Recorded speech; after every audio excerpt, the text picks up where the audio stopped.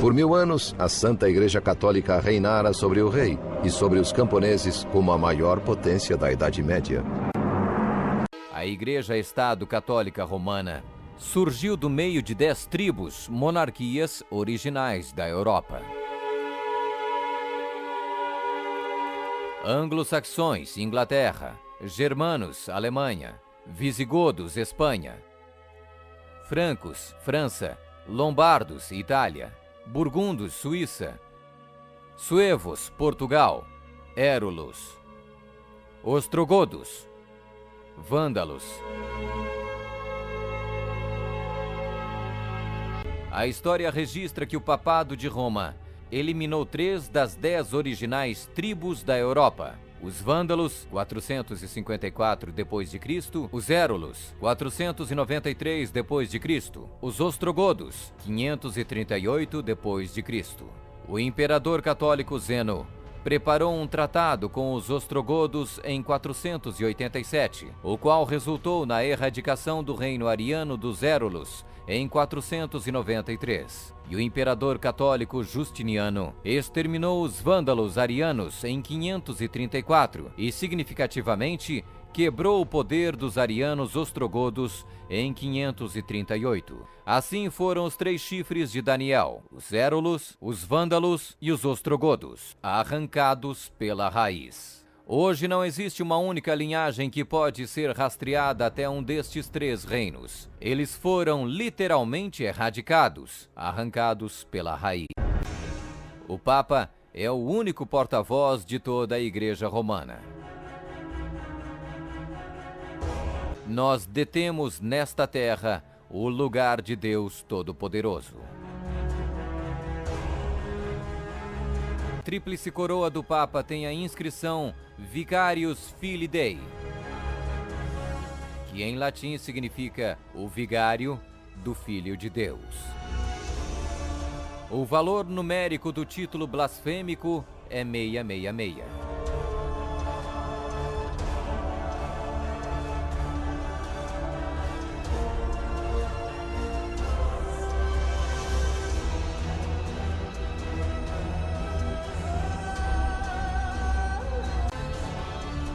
A Sagrada Escritura define blasfêmia como 1.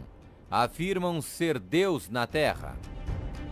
O Papa não é apenas o representante de Jesus Cristo, mas ele é Jesus Cristo, ele mesmo oculto sob o véu da carne.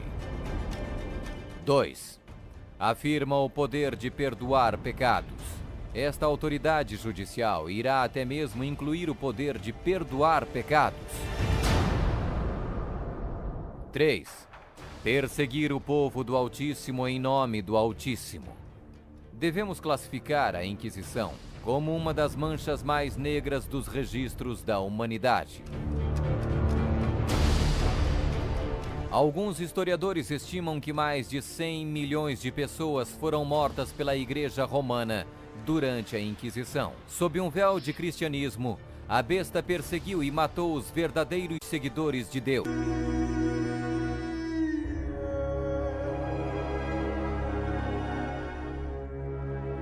Que a Igreja de Roma derramou mais sangue inocente do que qualquer outra instituição que tenha existido na humanidade não será colocada em dúvida por nenhum protestante que possua bons conhecimentos de história. É impossível formar uma ideia completa do enorme número de vítimas, e é quase certo não existir poder de imaginação capaz de compreender adequadamente seu sofrimento. O Papa é de tão grande autoridade e poder que pode modificar, explicar ou interpretar mesmo as leis divinas. O domingo é uma instituição católica e sua pretensão de observância pode ser defendida somente em princípios católicos.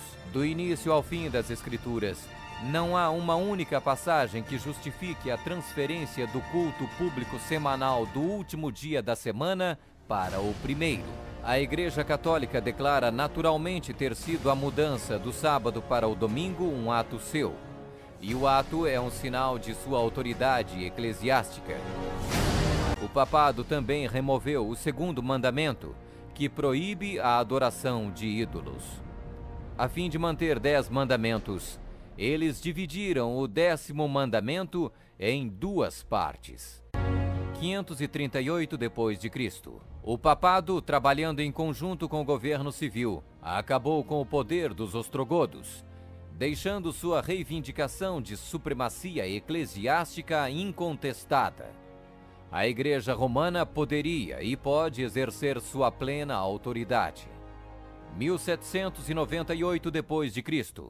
Em 1798, o general Berthier da França fez a sua entrada em Roma, aboliu o governo papal e estabeleceu um secular.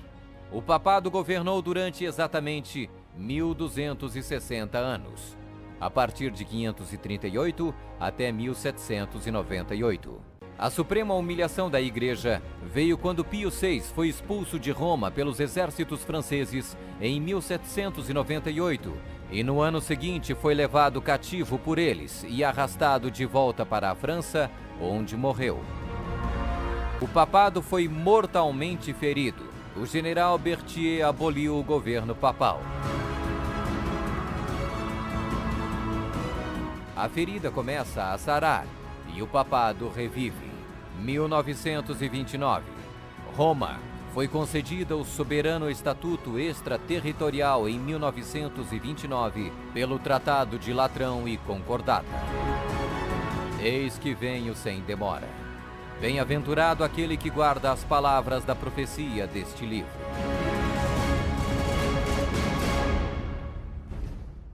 A Igreja Católica Romana e a cidade e estado do Vaticano são sinônimos.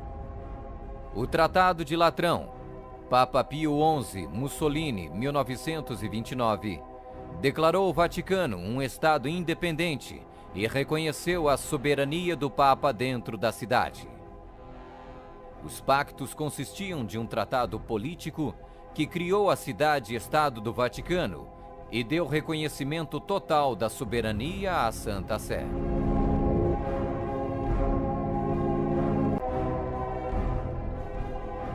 A cidade das 7 colinas.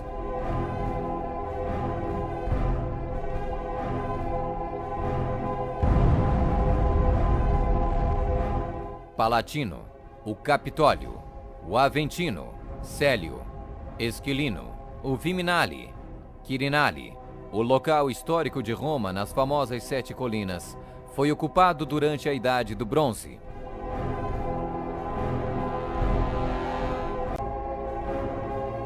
A cor para os bispos e outros prelados é púrpura, para os cardeais é escarlate. A cruz peitoral deve ser feita de ouro e decorada com pedras preciosas.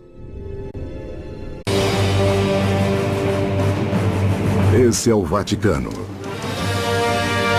Nos esconderijos sombrios que detêm os segredos desta antiga instituição. Por 20 séculos, o Vaticano tem sido ligado a quase todos os principais eventos da história. Este é o Vaticano que você não conhece. Com pouco mais de 100 acres, 8 cidades do Vaticano poderiam caber dentro do Central Park de Nova York. E apesar de ser o menor país do mundo, atrás de suas paredes existem os segredos mais bem guardados da história. E os mais cobiçados que são mantidos nos arquivos secretos do Vaticano. Durante séculos, os cofres secretos do Vaticano têm sido alvo de especulações e teorias de conspiração. Alguns pensam que eles guardam artefatos valiosos roubados de Jerusalém durante as cruzadas. Outros afirmam que eles contêm documentos indicando que o Vaticano apoiava os nazistas. Por volta do século IV, o cristianismo passou a dominar, tanto que o imperador romano Constantino constrói uma nova igreja na colina do Vaticano. Apesar do local exato do túmulo de Pedro ser desconhecido, a igreja é construída onde dizem que seus ossos estavam.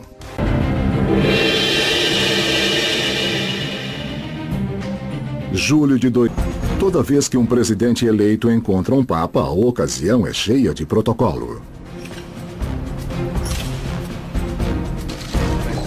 Eles tiram fotos. Eles trocam presentes. É lindo. Vamos ter que achar um lugar de honra para isso. Mantendo a tradição do Vaticano, as mulheres se vestem de preto e todas usam um véu. Mas depois que a pompa e a ostentação acabam, o presidente e o Papa sentam-se para uma discussão séria.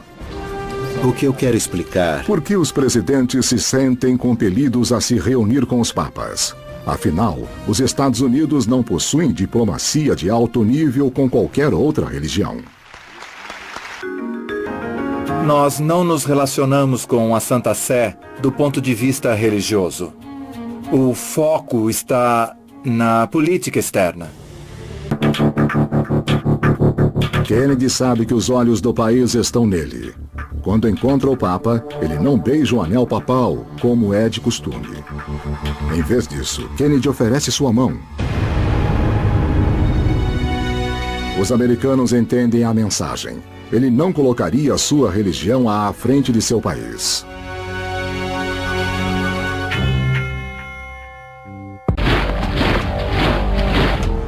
Enquanto a Guerra Fria entre os Estados Unidos e a União Soviética força superpotências à beira da Terceira Guerra Mundial, o Vaticano prova que pode ser de valor estratégico para os Estados Unidos.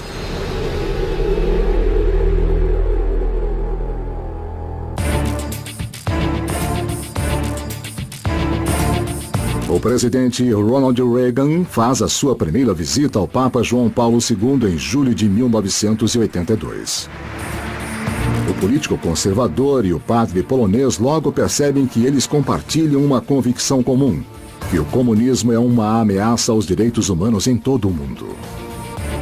Muitos historiadores veem essas duas pessoas se unindo como resultado de um propósito comum. E claramente, na queda do comunismo e na queda do Muro de Berlim, houve muita concordância por parte dessas duas pessoas.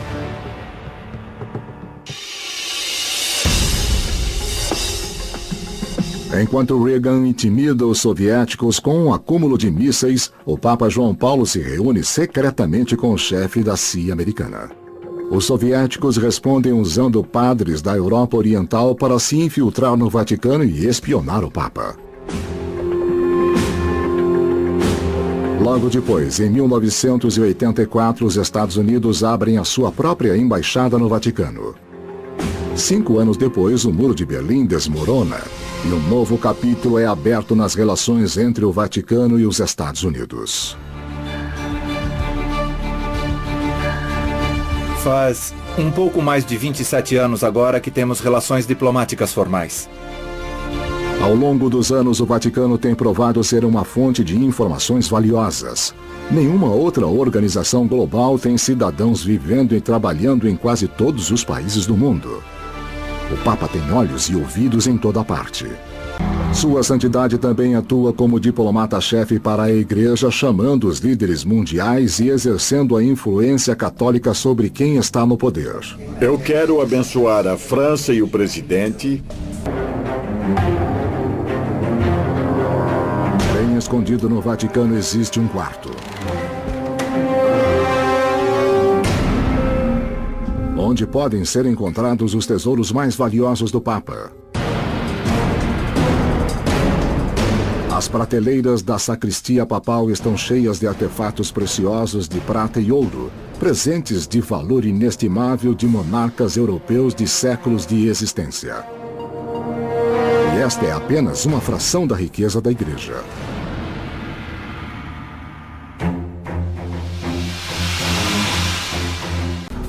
No interior, há alguns dos tesouros mais valiosos do catolicismo que foram usados por papas durante séculos. O irmão Edward Dahlen é um monge agostiniano que nos dá acesso especial a esse acervo de valor inestimável. Isso não é um museu, é um tesouro. A maioria dos tesouros do Vaticano é do Renascimento, o auge do poder da Igreja e de sua corrupção. O papado se torna um joguete dessas grandes famílias por toda a Itália. Essas famílias começam a subir ao poder e essas famílias, depois de terem esse acesso, têm tanto dinheiro que começam a desejar e a assumir a autoridade em um nível mais amplo. O papado torna-se a maior joia da coroa. E que melhor coisa poderia um pai ou uma mãe querer para o seu filho do que esse filho ser um papa? Uma dessas famílias são os Borgias. Em 1492, o cardeal Rodrigo Borgia tornou-se o Papa Alexandre VI, quando mulas carregadas com prata da família são usadas para subornar os cardeais na eleição. Depois de virar Papa, ele envenena seus cardeais rivais e aí aceita subornos para preencher os seus lugares. É certo que havia papas que não eram os mais santos dos homens. Houve uma corrupção estabelecida por indivíduos que se tornaram ambiciosos pelo poder secular. E, infelizmente, não foram grandes momentos na história da igreja. Esses papas viviam como reis, eram corruptos, debochados, faziam festas suntuosas. Eles construíram palácios luxuosos para si. Faziam a Paris Hilton parecer uma verdadeira mendiga. Foram esses papas terríveis, esses papas malignos, que criaram as coisas que os bandos de peregrinos até hoje vão ver no Vaticano. É uma ironia e tanto, não acha? O verdadeiro segredo da riqueza do Vaticano está aqui em uma torre de pedra antiga.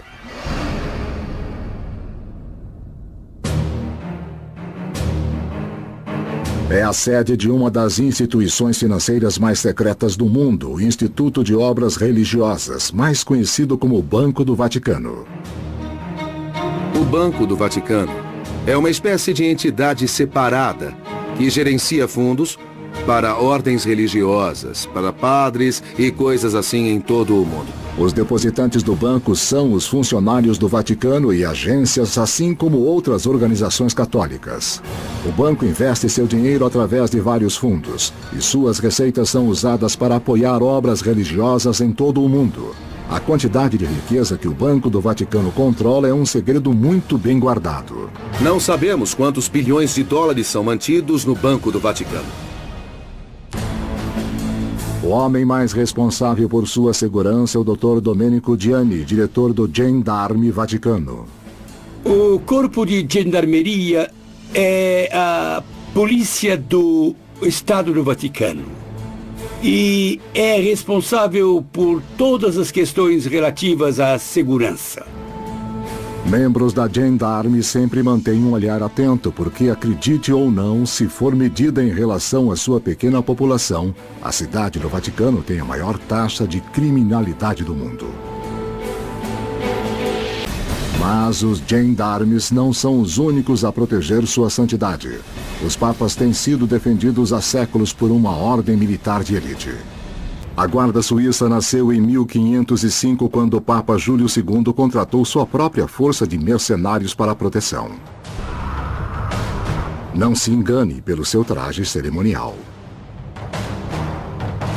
Eles podem ser o menor exército no mundo, mas a Guarda Suíça é uma força militar muito real. A Guarda Suíça tem atiradores altamente qualificados, que treina com rifles de assalto SG-550 e submetralhadoras MP-7 com balas que furam uma blindagem. Fogo!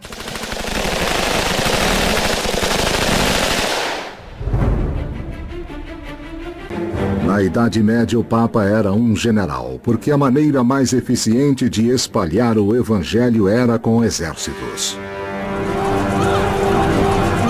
Às vezes havia conversões forçadas, ou as cruzadas. Às vezes os líderes católicos cometiam pecados terríveis em nome do Evangelho. Pessoas que, em teoria, encarnavam os valores do Evangelho. Através dos tempos, a mensagem da Igreja continua a mesma, mas o Vaticano tem encontrado uma maneira menos sangrenta de espalhar o Evangelho. Galileu Galilei, agora conhecido como o pai da ciência moderna, foi um físico, astrônomo e matemático italiano do século XVII. Inspirado pelas teorias de Copérnico, Galileu descobriu evidências de que a Terra, na verdade, gira em torno do Sol. A ideia de que a Terra girava em torno do Sol e não o contrário, como sempre haviam ensinado, era uma coisa muito assustadora. Não era algo que o Vaticano estava pronto para aceitar. Houve muito medo ao informarem sua decisão e a condenação de Galileu. E também foi uma questão de autoridade. Eles não gostaram do fato de Galileu dizer, olha, esse é o lance, não há como vocês negarem. Eles disseram, sim, há um modo de negarmos isso, porque até dizermos que é um fato, não é um fato. Julgado ante a Inquisição sob suspeita de heresia e obrigado a retratar publicamente seus pontos de vista, Galileu foi condenado à prisão domiciliar, forçado a manter sua visão de mundo a portas fechadas para o resto de sua vida. Na capela do Papa, a família papal e os cardeais oferecem suas últimas orações sobre seu corpo.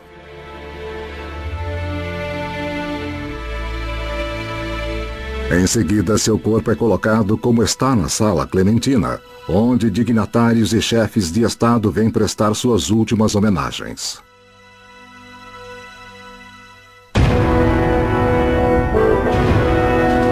E finalmente o corpo é movido para a Basílica de São Pedro, onde o público pode lamentar seu líder caído.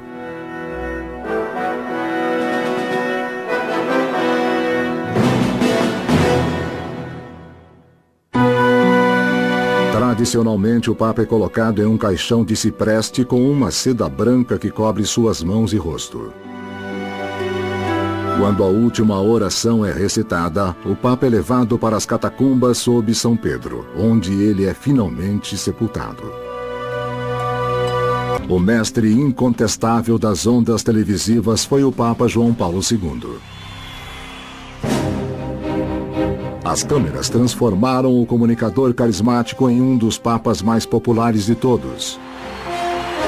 Por João Paulo II ter sido um ator, ele tinha o dom de poder se comunicar com as pessoas usando habilidades teatrais sem ser teatral. Ele se ajoelhava, beijava o chão, se inclinava para beijar pessoas doentes. Ele era um mestre da ação simbólica. E aquilo era perfeito para a televisão.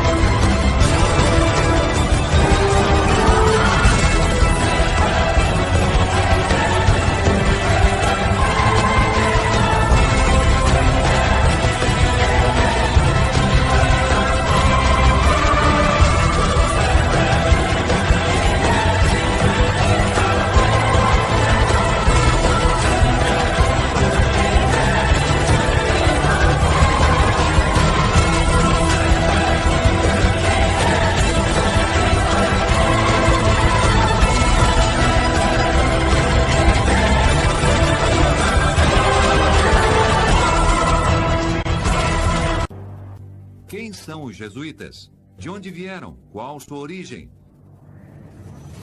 Através da história, mitos e lendas rodearam essa ordem que foi fundada em 1540 por Inácio de Loyola.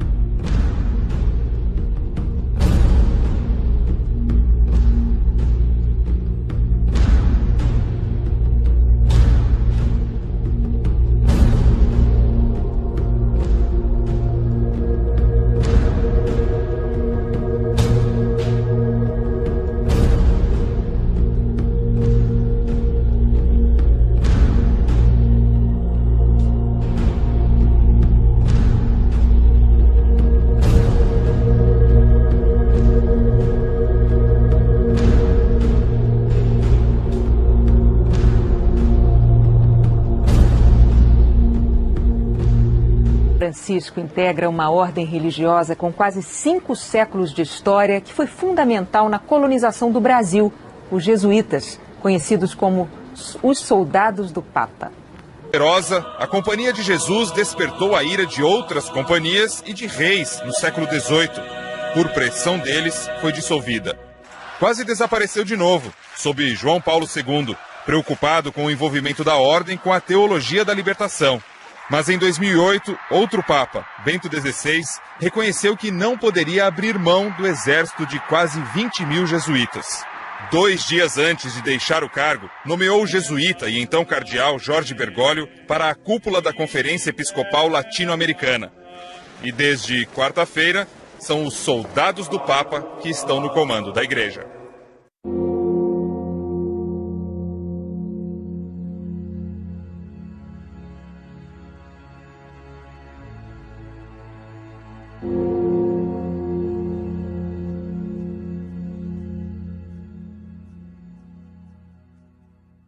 Fundados com uma inovação que não eram monges mendicantes, e sim como se fosse o braço armado de um exército que estão à frente da batalha.